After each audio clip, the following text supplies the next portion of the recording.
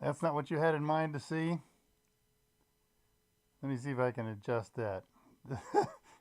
You should see what I'm trying to pull off here. You will in a second. I can't even find my mouse on my screen because of what I'm doing. Where the heck is my mouse? No, this has to be done this way. Okay, somewhere down on the bottom. I know, I sound muffled. Hang on. Okay, there's a mouse. We go over here. We click on this. And Control Enter. Control Home.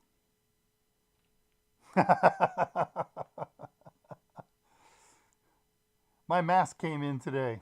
I actually ordered a bunch of new Halloween masks this year. That was the first one to arrive. Yeah, I know, it's out of focus. Give it a second. Come on now. There you go. Close enough.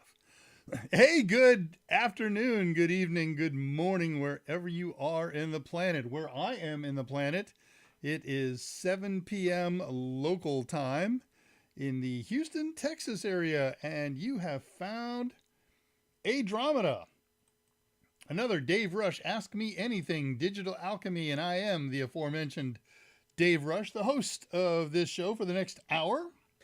So glad you could join us live, or if you're watching later on the archives. This is going to be a fun show. I will try not to drag things out because the project's going to take us about 30 minutes or so. You know me, it takes 11 minutes, but then I have to add to it. So we're here because we love tech in all of its flavors, computer tech and astronomical tech. There we go. And heck, pastrami tech. Before I went to college, I double majored in electrical engineering and physics.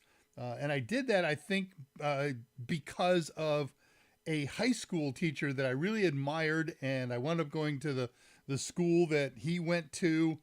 And he majored in physics. And he said back then, I don't want to tell you when I was there and when he was there, but it was a long time ago, that majoring in physics wasn't a standalone major. It was physics and astronomy, which they called pizza and pastrami. So we're here for pizza and pastrami and whatever else. If you're watching on archives, today is Thursday, October 5th.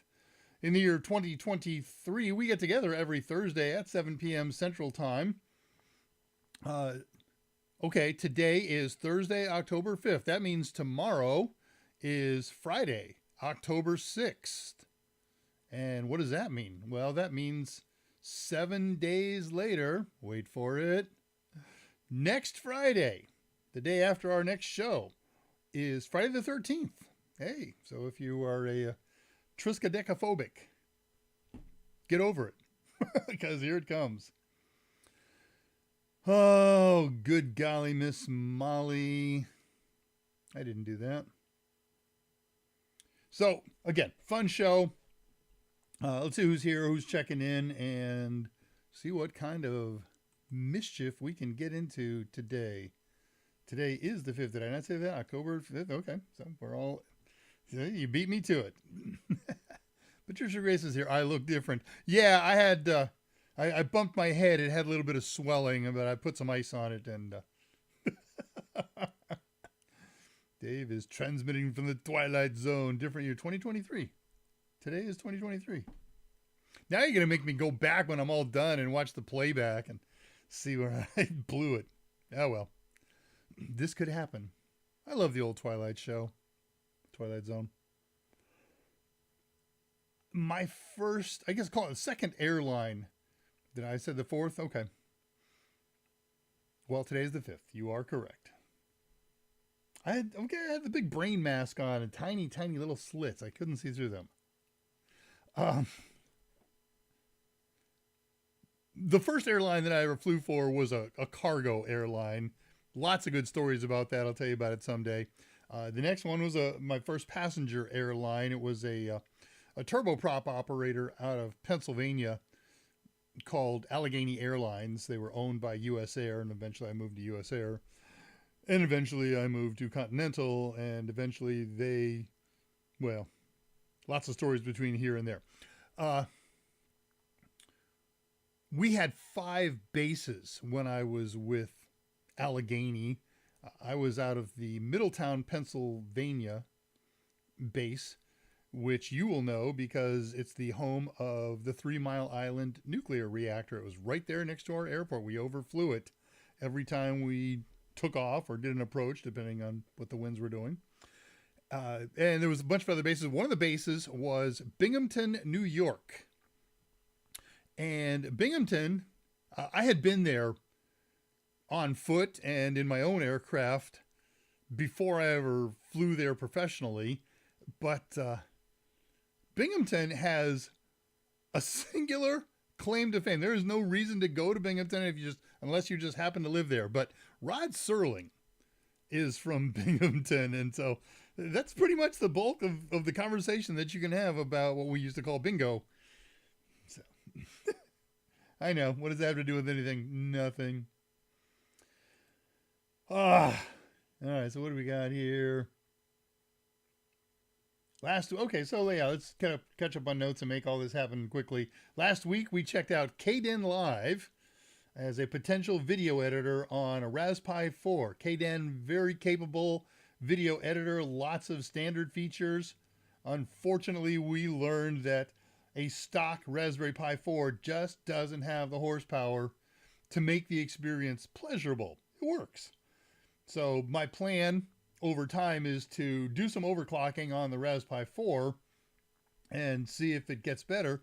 And then, of course, last week, Raspberry Pi Trading announced the new Raspberry Pi 5, which is dramatically better and stronger and faster. It's got a much faster CPU. It's got a much stronger video core.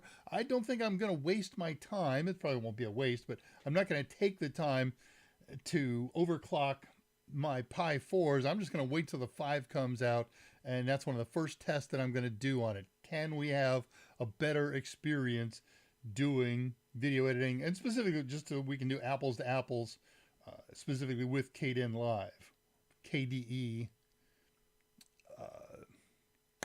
Yeah. Nonlinear video editor. There we go. I remember what it stands for.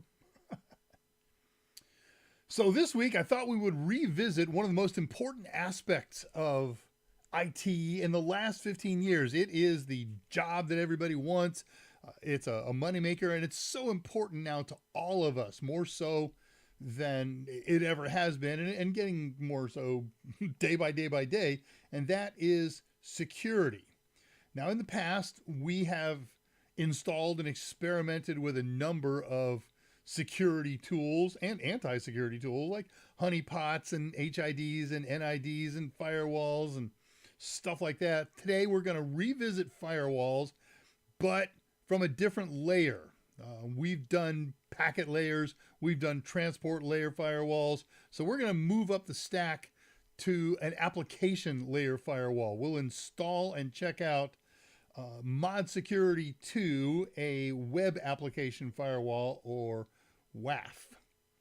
So WAF is a very broad spectrum, or Mod Security 2 is a broad spectrum web application firewall. It's configured with configuration files that use a standard language format called sec rules. I'm going to just barely expose you to that. Today is really all about what it takes to get it installed and the most rudimentary configuration. So we'll get into that. It's a fun project. I've had a great time experimenting with it. So news of the week. I'm going to devote a lot of news of the week this week to astronomy. Pastrami. Let's go to the video slide viewer.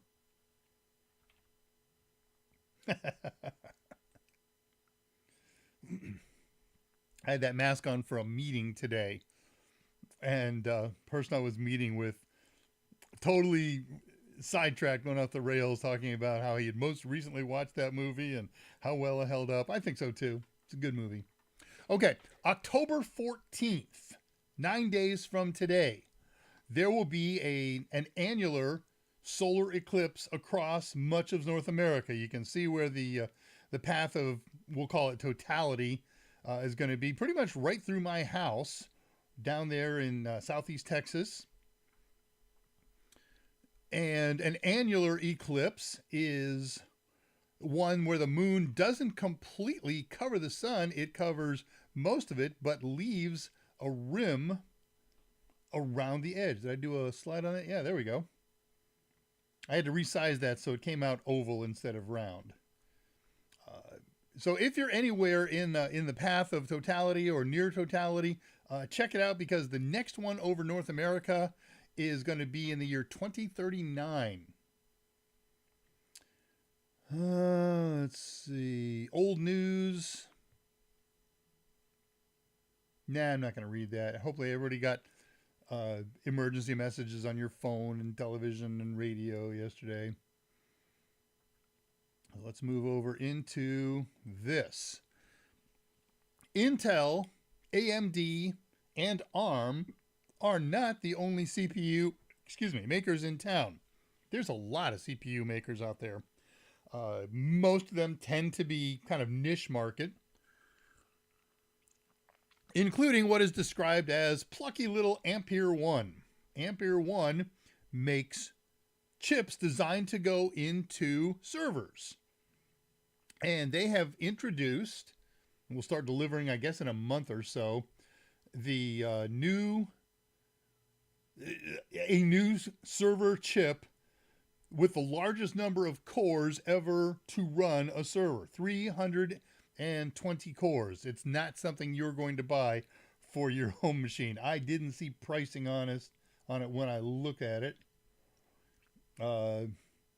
Can run up to 320 cores in bare metal, can run 156 cores in its virtual machine configuration. And so that's what they do with these things, right? You put them in a server, and one box, you're running 156 VMs or 320 bare metal apps, each with a devoted core. And you can split cores too. So some simple web servers, they only need a half a core. So you get 600 web servers running on an Ampere-based server now. So things you can do with it: run web servers, transcode video, service CPU-based eyes workloads. So it's an impressive feat. It's going to be cool here. As long as we're talking about upcoming things, a week and a day away from Friday the 13th, 1 month from today. Today is the 5th, contrary to whoever's correcting me. On the 5th of next month begins daylight savings time in the U.S. And that means if you don't change your clocks, this show will be on 1 hour later than it is right now for you. It's currently 7 p.m. or so Central Standard Time. I will do the show at 7 p.m. Central Daylight Time when that comes around, and so that means it's going to be a little later for you. It's currently midnight in Universal Coordinated Time, the old Greenwich Mean Time, and that means it's going to be 1 a.m. if you're nuts enough to stay up and watch the show that late. I like this next story because it kind of fits with one of my soapbox things, and that is the fact that settled science is never truly settled. It's constantly being revised. It's constantly being changed. We hear from experts on high, oh, here is the hard and cold fact, and this is the way life was. This is the way you should live your life now. And a couple of years later, not so much the case. Couple cases in point. Should you eat eggs? We went through that thing in the 70s, late 70s, early 80s. Oh man, eggs have so much cholesterol in that eating one egg over the course of your life, you will die of a heart attack at the age of 31. Okay, 2 to 3 eggs are good for a week, and okay, settled science. Not so settled. Stonehenge. Man, Stonehenge changes every 10 to 15 years. What it was, who built it, what its purpose was. So 65 million years ago, an asteroid hit. That's settled science for the moment. That one hasn't changed. It's called the Chicxulub asteroid, because it landed in what is now the Gulf of Mexico, not far offshore from Chicxulub, Mexico. What you have probably grown up, it's in the Yucatan, just off the Yucatan Peninsula. What you have probably heard all of your life is that, maybe you didn't know the name Chicxulub, was the essential cause of deaths of all the large dinosaur life on Earth. Oh, settled science. Nope, maybe not. New paper came out, new survey, new information, disputing that claim and claiming that about 1 million years prior, 66 million years ago, it was the massive amount of volcanic activity that caused a much greater kill-off. And they're crediting their studies and their analysis to new work by machine language and by artificial intelligence. It would seem that some of the Chicxulub supporters are buying into this because they are now changing their story a little bit. Oh, Chicxulub didn't happen 65 million years ago. It happened 66 million years ago, so they can still have the big grand argument. I just love this kind of stuff. The idea of somebody says a fact of what's a fact? Solidified opinion. Take another one, for example. Scientists for decades have calculated and used a number that describes the total mass of all of the planets and asteroids and stars and everything else in the Milky Way galaxy. And they've come up with a number, and I'll give you that number in a second here. The way they do this is interesting. They start with a concept of looking at another galaxy, and ideally a galaxy that looks kind of like ours, a spiral arm galaxy. And having observed it for a while, they can see the rotational rates from various points relative to the center, a little ways out, a long ways out, a long ways out. And by determining the speed of stars rotating in a given circumference, a given radius away from the center, they can determine the mass of that star. So all you have to do, or that body, is look at every single star out there. Can't do that, but take a good sampling of them and all their speeds and calculate their masses and add them all up. And now we have a rough estimate of the mass of all of the stuff in that galaxy. So we try the same thing here in the Milky Way galaxy, but it doesn't work. It has flaws in it because of the way, because we're inside it. That's the long and short of it. So we can't get an overview and see and measure rotations of all the stars because we can't see all the stars. But the European Space Agency has put up and been operating for some time now their third Gaia satellite, and it does a much better job of viewing stars that we weren't able to see. And so they've come up with some new numbers. Okay, what's the old, where did I put in my notes the old numbers? I know them top of my head, but I want to follow my notes in order here. Okay. So before this new data came out, it was estimated that the total mass of all of the bodies in the Milky Way galaxy was about 1 trillion, somewhere between 1 trillion and 1.5 trillion solar masses. The mass of our solar system's sun. That's an unfathomable number. You cannot imagine, I cannot imagine how much 1 trillion of anything is. But we can use it as relative values.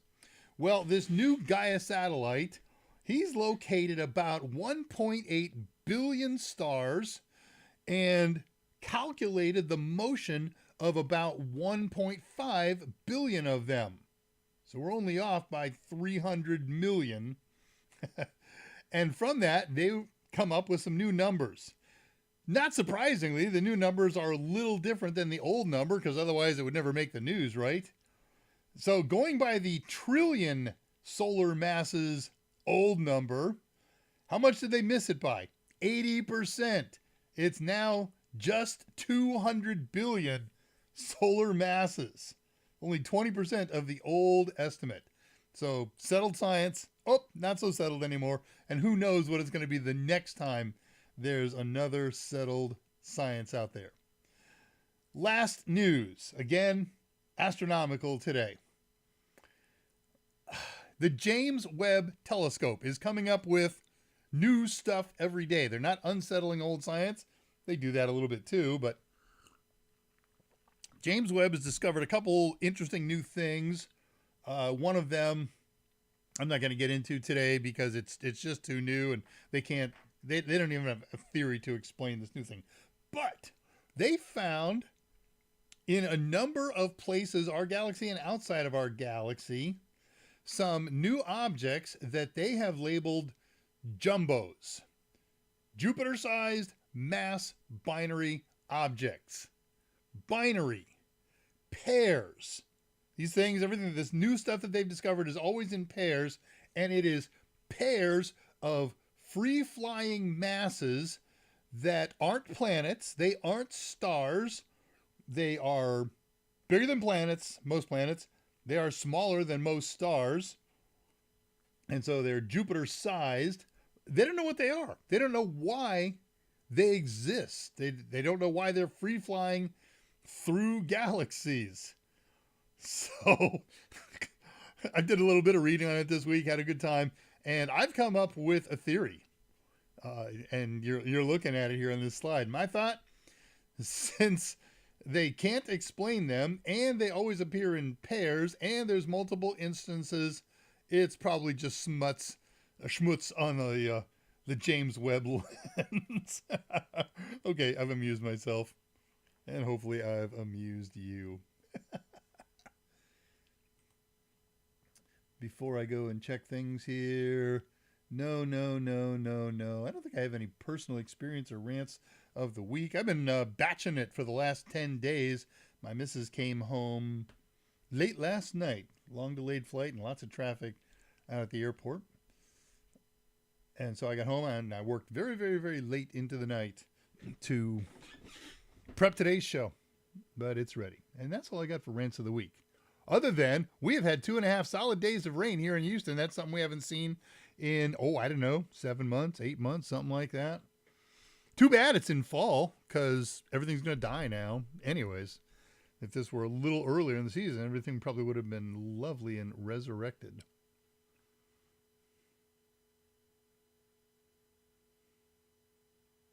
All right, let's see who has arrived and if anybody's had anything to say.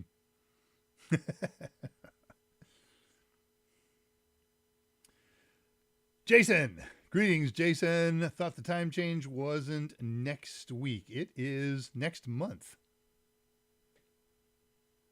A month from today. Sunday, November 12th, end of daylight savings time in the U.S. for those territories. Okay, morning of the 13th. Call it whatever you want. Millions, billions. Need to watch some Answers in Genesis videos. I love those. Those are great. So you sub to their streaming service. That's cool. Hey, we got a new let's talk shop for just a second. If you are not a member of my Discord channel, become a member of my Discord channel. ADRAMADA. That's not mine. It's ADRAMADA Discord channel. Let me pop up here and post the message. It's in the description of all of the shows that we have ever done. But I'll put it here just to make life really easy. So you don't have to look that up.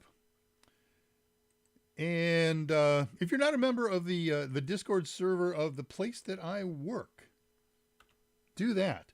We had an explosion of new members there in the last 2 days. And it's because there was a very popular post on CompTIA Reddit.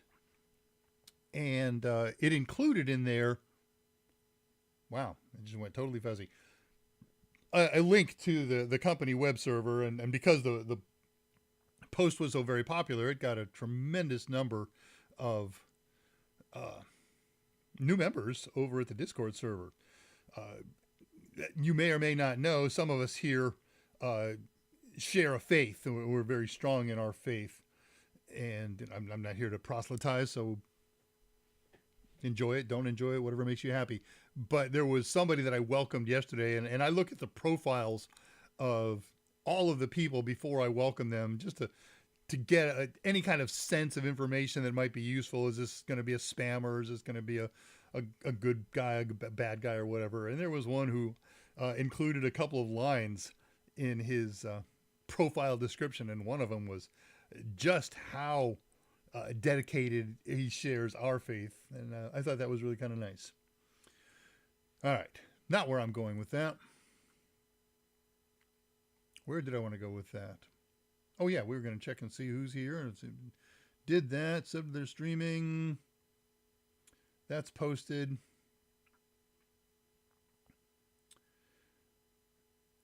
Okay. Oh, now I got to go back and find my pickup. How we doing here? We are right on schedule. So I'm going to fire up this week's project. We'll have time to complete it and maybe a little time to talk at the end. If we were to give this project a title, it's how to install the Mod Security 2, all one word, web application firewall. We're going to do it on a Raspberry Pi. You don't have to. You can do it on all kinds of other machines, all kind of Linux platforms, non-Linux platforms. You know, I like Raspberry Pis, and I got one sitting here, and I said, hey, let's do it on that. It'll be running an Apache 2 web server. That's not a restriction either. Other web servers this thing will work on. So it works on a lot of different Linux distros. It works on Windows, works on Mac platforms, works on several different web servers. And I borrowed the heart of a tutorial to base this on. So let me post that link.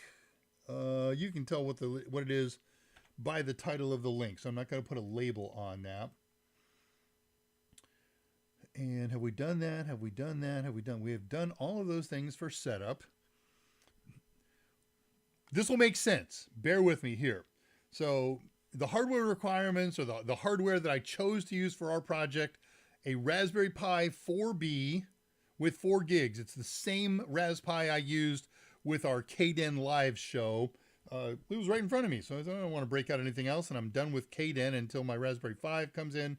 So, all right, I'll use the same machine. Got 4 gigs of RAM. KDEN, I used the 64-bit version of Raspberry Pi OS. So I said, I'll stick with that, but I also tested it with the 32-bit version, and it worked fine. It's got a small card, a micro SD card. I wouldn't use this card if I were setting up a real-world web server, but it's got a 16 gig card. And I tested it on the card and the installation and the OS that I was running last week. And then rather than try to undo it all, I just smoked the card and did a brand spanking new fresh installation of 64-bit Raspberry Pi OS. Did the updates and upgrades, and that's where it is. This baby is as pure as the wind-driven snow. So what are we doing here? The problem is running a self-hosted web server because it carries several risks.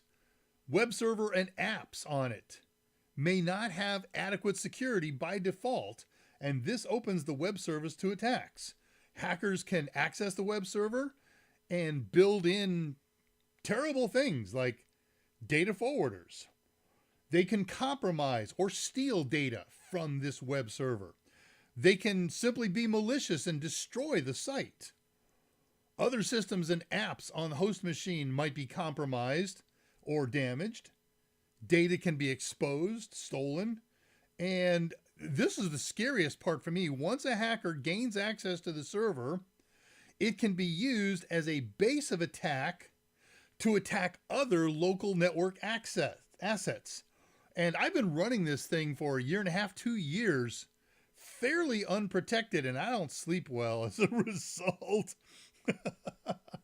So I've looked at this in the past and found it to be kind of overwhelming. And I just found it was too complicated a project. And one day, a couple of weeks ago, I sat down and said, you know what, I got to learn this. And maybe I can make more sense out of it, streamline it, and maybe even get to the point that I can present it. And finally, something clicked. And I said, oh, shoot, we can do that. Piece of cake, piece of pie. So things I want to do to protect my self-hosted web server and perhaps other kinds of servers. First of all, start with good account and password security. Okay, real world, don't use the default account for whatever Linux distro you're using. Don't use the default password. I am, because I don't care if anybody attacks that one. I'm going to blow it away after tonight's show and do something different with it. Use traditional firewalls, packet filtering, stateless firewalls. Stateful is even better, though they're more, they introduce a little bit of delay. And do things like today's project, a firewall that's dedicated to protecting specific applications and services. We're going to do a web application firewall. It protects web servers. So our project today installs Mod Security 2, a web application firewall. We should also be using traditional layer 3 and 4 firewalls for really complete security and, of course, good account name and password.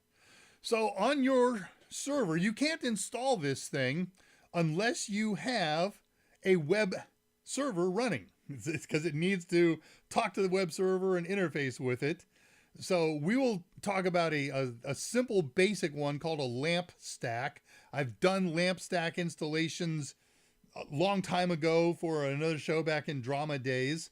Lamp is Linux, Apache, MySQL, and PHP. Doesn't have to be Linux. It could be Microsoft. You can make a MAMP. Doesn't have to be Apache. It can be IIS. It could be Nginx. You need some flavor of MySQL, and you've got to have PHP to make our kind of stack. I don't have one installed on this machine, so we're going to start out by installing a lamp stack. So I saw a post here. Let me go check any lessons. It says, Dave, speaking of SD card, I plan on trying that data recovery software. Cool. Yeah, curious to see how that comes out. Wow. OBS crashed and restored. I seem to be there. Somebody say I'm there. And if you saw a hiccup. Hello.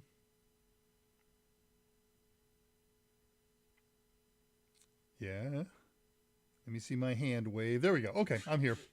Okay, very good. Yeah, looking forward to hearing how that goes. Great, thank you. All right, so I'm going to do all this in command line, everything that I'm going to do today, except for a couple demos of what we've done with a web browser. You can do the web browser on the same machine as where you're doing what we're doing here, or on a different machine. All right, so we're going to start. All of these tasks that we're going to do, nothing takes longer than 45 seconds. We'll start by installing an Apache 2 web server. And this is going to take about 30 seconds. Sudo apt install Apache 2. And so that it doesn't prompt us and say, do you really want to do this, yes or no? We'll add a -y. This particular thing, 30 seconds or so. He's doing buzz, buzz, buzz, grind, grind, grind. There's no vestiges of anything in here since it's a brand spanking new install. So you're going to see it all shiny and new and clean. Okay, that's done. Now, we're not going to do this in order. We don't do lamp stack in order. We do PHP next. So we're going to sudo apt install PHP, again with a -y. This one's about 45 seconds. -y. So again, it doesn't prompt us to say, you really want to do this? Yes or no? Yeah, I really want to do this. And as this install is going on, a couple things are going to happen. The Apache installation created a file called index.html, and that is its default file that it serves when somebody connects to this web server. And we don't want that for two reasons. One, we want a PHP file to be served. So what I'm going to do is I'm going to rename that file by saying sudo move. Move can be used to relocate files. It's also used to copy files. So move it from being called index.html to being called index. I typoed that. Index.html, index backup. Okay, that's instantaneous. Fix that in the document here, indies. Wouldn't have mattered. I can call it anything I want because we're not going to use it anymore. All right, and now we're going to create an index.php file. So I'm going to nano one up. It's going to be in var www.html folder, and it's going to be called index.php. And we're just going to put a simple little one-liner in there. In PHP code, come here, you. There we go. So in braces, question mark PHP, echo hello world. We've seen that one before. We save this with Control X. You want to save it? Yes. You want to save it as this file name? Yes. Okay, that's done. And now, to make that get read and everything updated, we have to restart the web service. So I'm going to do that with sudo service apache 2 restart. This is quick. All done. All right, you want to test it? Shall we prove this? Let's go to my Brave browser window.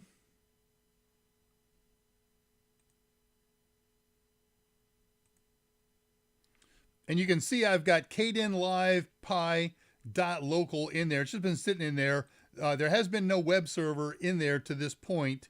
So now there is. I hit the Uncle Enter key on there, and he goes buzz, buzz, buzz, grind, grind, grind. I'm trying to wake up PHP. It hasn't been. Sure, of course you're going to fail on this demo.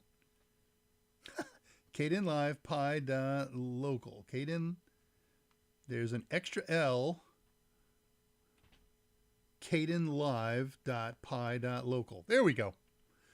Okay, so that file got read. Here in the upper left-hand corner, we see hello world. Lovely thing. Love how that works.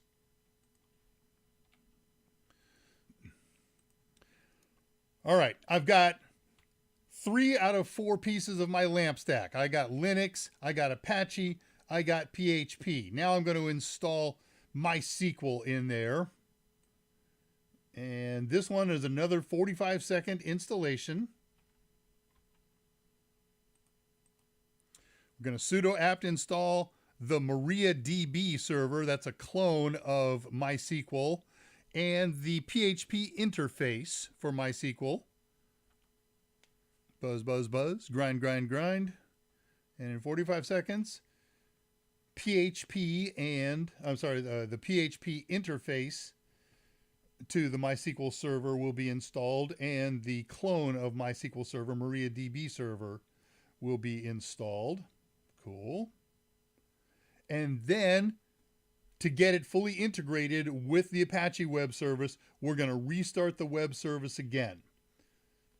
There's nothing new to test. Nothing has changed because we're not creating a MySQL database. We just want that in there because it's normal.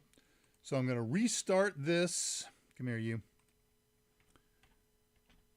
Sudo service, restart. Okay, quick and painless. Cool. Now, here's something we don't have to do, but it only takes a couple of moments, so I want to show you this, and I want you to see this, because if you follow along that tutorial that I borrowed from, It's got some wrong information. It's got some incomplete information, so I wanted you to see the right stuff. So I'm going to do a secure installation on MySQL. There is a root account for the MySQL application. It's not asking here for the password of the Linux root account. And by default, the password for the MariaDB server root account is nothing. So I'm just going to hit enter here. And then he prompts me. He says, hey, you've already got your root account protected. So go ahead and answer no to this question. If I hit enter, Y is uppercase, and so Y will happen. So I don't want to do that. I'm going to say N. And this isn't documented in that tutorial. All right, your root account is protected. You can safely answer N. Now, do you want to change the root password? Yes, I do. I don't want to leave it as enter. Certainly not in the real world. So Y is capitalized. I'm just going to hit the enter key here. Okay, what do you want the new password to be? Something nice and strong that nobody would ever guess on a Raspberry Pi password. Raspberry, R-A-S-P-B-E-R-R-Y. Type it again. Make sure you got it right. R-A-S-P-B-E-R-R-Y. You know, in Linux, whenever you're typing passwords, you don't see anything happen. The cursors don't move, nothing. Okay, I must have got it right both times. And now the tutorial picks up correctly, and it basically says, answer yes to the next 4 questions. So remove anonymous users, yes. Disallow root login remotely. Real world, I would think about that. Maybe I want to remotely log in and manage this thing, but yes for now, sounds good. You want to get rid of the test database and access to it? Yeah, it's a weak point. And to make all these changes take effect, we have to unload and reload what's called the privilege tables. You want to do that? Yes, I do. Okay, done. I have a LAMP stack, and I have secured my MySQL database. This is where our project begins. We presume that somebody's running a web service and probably a LAMP stack or a Linux stack or a MAMP stack or whatever, an Nginx stamp. So now we're ready to install our WAF. So let's get started. First of all, with some information about what we're trying to accomplish here. Mod security was originally a module that was part of the Apache web service. It was extracted and redeveloped as a standalone module so that it wasn't exclusively tied to Apache web servers. It's allowed now to work with Apache servers and Nginx servers and IIS web servers and on other platforms. It provides all kinds of security. I'm going to show you a little bit of that once we get done here. It's free. It's released under the Apache license. Oh, that's cool. Platform gives full configuration. We configure it with a configuration file using a language called, one word, sec rules. I'm not going to teach you sec rules here. I don't know sec rules. If you were going to do this with all seriousness, there's a learning curve. You're going to go and learn sec rules and how to update the configuration file. I'm going to show you 2 updates that are real simple. Just kind of follow along and it'll be cool. Mod security, most commonly deployed to provide protections against generic classes of vulnerabilities using a technology called OWASP, Open Web Application Security Project. And at its core are, these are terms, you're just certainly not going to memorize them. I'm not going to test you on them, but I wanted you to be exposed to them. There is what's called the Mod Security Core Rule Set. So what's going on out there is there are organizations that are trying to create, and have succeeded in doing so, standards for web application security. And this Mod Security 2 thing we're going to play with follows those rules. So cool. In order to, here's the guts of it. Here's what it does. In order to detect threats, the Mod Security engine is deployed by being embedded in the web server or as a proxy server in front of the web application. This lets the engine scan incoming and outgoing, isn't that cool? HTTP communications 2 endpoints. And depending on the rule configurations, the engine will decide how communication should be handled, what should be excluded, what should be included, what should be passed, dropped, redirected. Given status codes, certain things can trigger another script to run. So let's get it going. Let's install it. Here is a 10-second installation.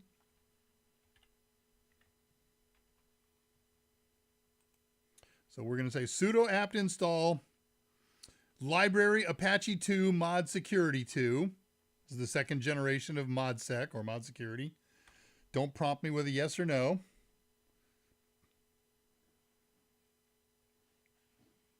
Yeah, 10 seconds. Okay, that's about 10 seconds. We're good on that.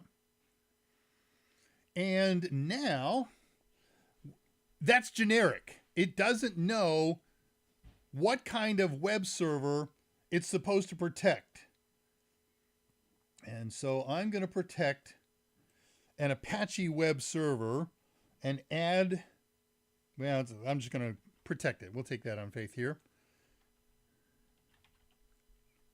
So we're going to say sudo, and here's a new command that was added as a result of what we've done so far, as a result of installing this mod security 2. It's called A2 nmod Apache 2 enable mod security. And did I put a time on this one? No, what we're doing here now is we are testing whether or not mod security was successfully installed and run. And look at that.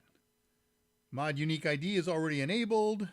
Mod security is already enabled. That's what we were doing here. We were saying enable mod security, and it says, I beat you to it. Older versions, that didn't happen. All right, once again, in order to get everything working together, we are going to restart the Apache service. Sudo system control restart Apache 2. And nice and quick. Now I want to test it. And this one's interesting because the tutorial says it's going to report a one-line response. And the tutorial would be wrong on that.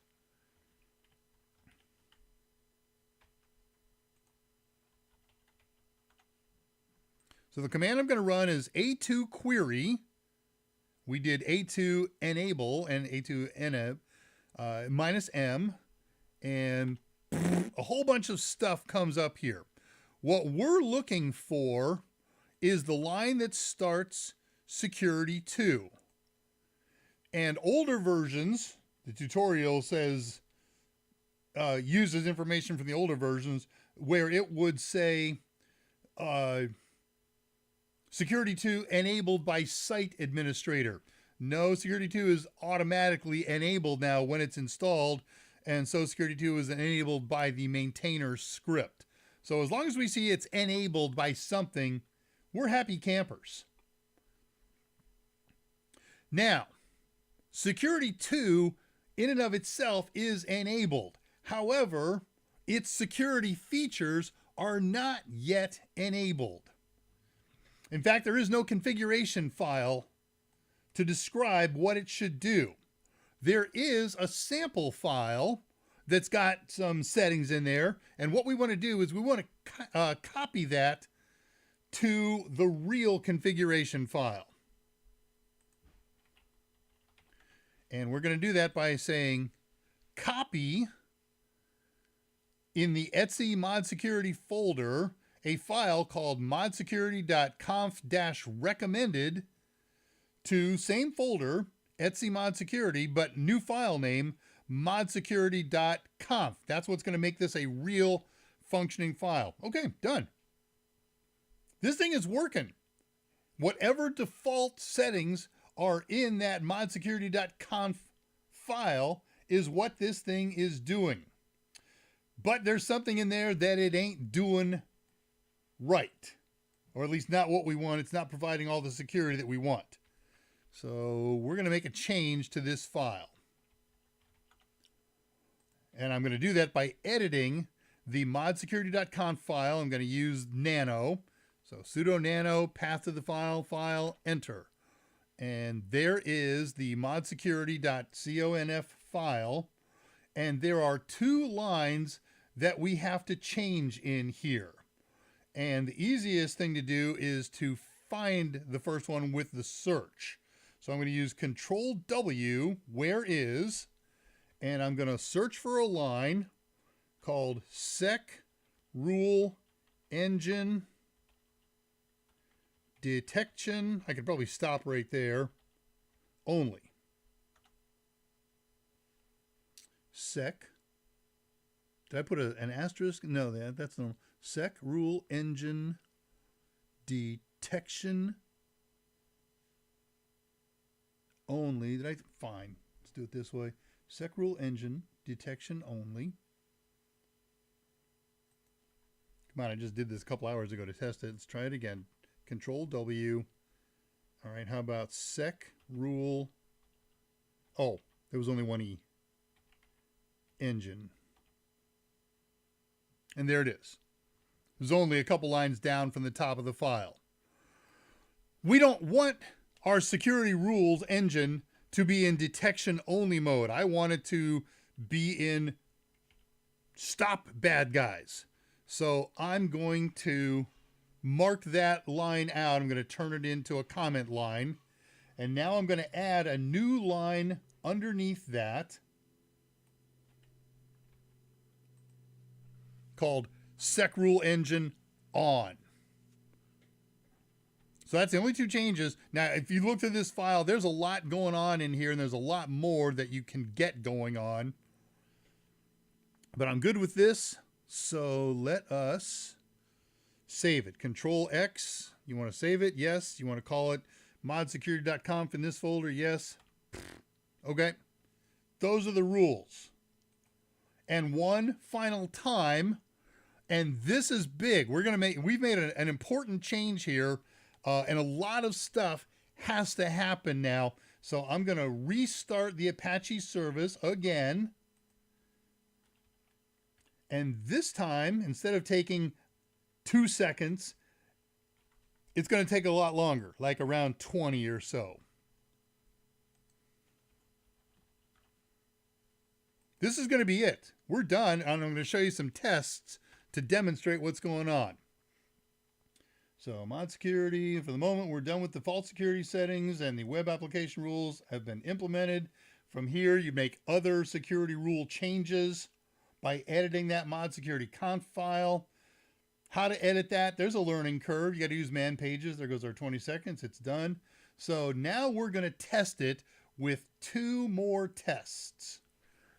This is done. All done with that. Let's get out of there and let's open up our Brave browser window. And I'm going to rerun this same browse as I ran before. This is a normal, safe, typical browse that we could, should, would use. It's probably, you're not even going to see anything here. It worked. Same thing as before. But now let's do something that's a no-no, something that represents an attempt to do something unsecure or malicious. So I'm going to run a browse here. I'm going to say HTTP kdenlivepi.local / and now we're going to put in some PHP code. !union plus select. Those are guts level administrative PHP commands. And if I did that before we installed mod security, it would take me there. But now it says, no. Mod security has stopped this. And this is my goal. I don't want hackers doing workarounds and exploiting native weaknesses in PHP, in the web server itself, in the MySQL database that we set up. That's it. So you can use the, let's get over here. You can use that tutorial, and if you follow along the steps of the tutorial, the worst thing that's going to happen is you're going to see a couple extra question prompts that aren't documented in there. You're going to see some extra information that it doesn't tell you how to get through. But the thing generally works. It's kind of cool. And of course, if you just follow my steps here, along the way, all is well. Let's close that and save some memory so things don't crash again. So sweet. Now, let me tell you a little bit of other things that happened when we got prevented from accessing the core functions of PHP. That attempted connection got logged in a file called var/log/apache2 error.log. All kinds of details about that attempt were logged. The IP address of whoever tried to do it, their ephemeral port, lots of other information about this attacking client. An anomaly score was applied to it. And you can set in the configuration file anomaly scores that are lower than this number. Go ahead and let them do it. Just log it. And if it's higher than this number, and this is a very high number, this is 5, forbid it.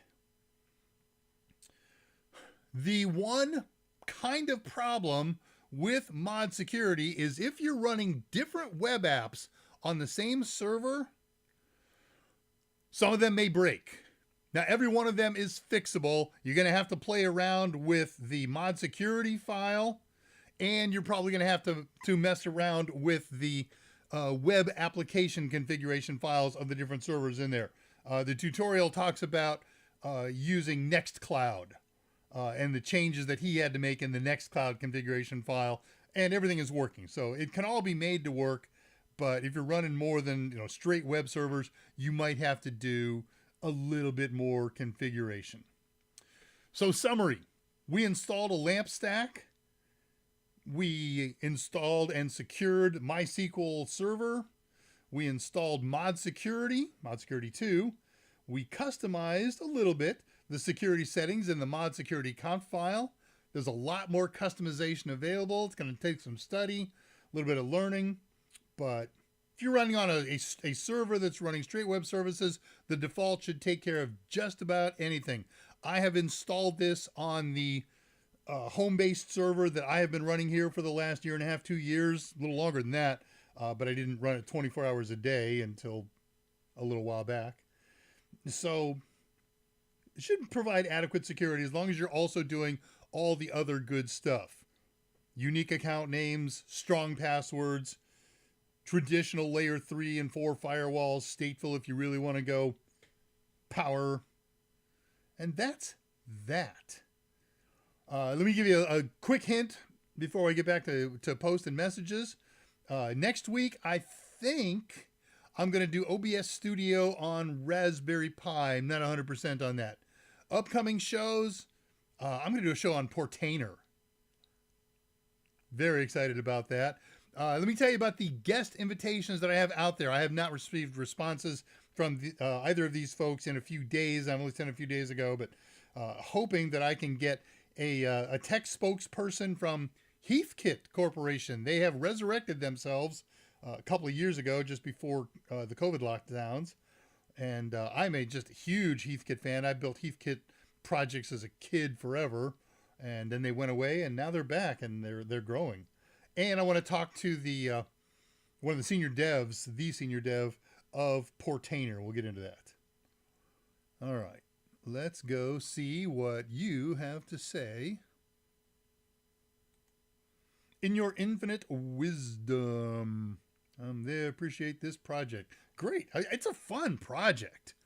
I read about it weeks ago. Oh, me too.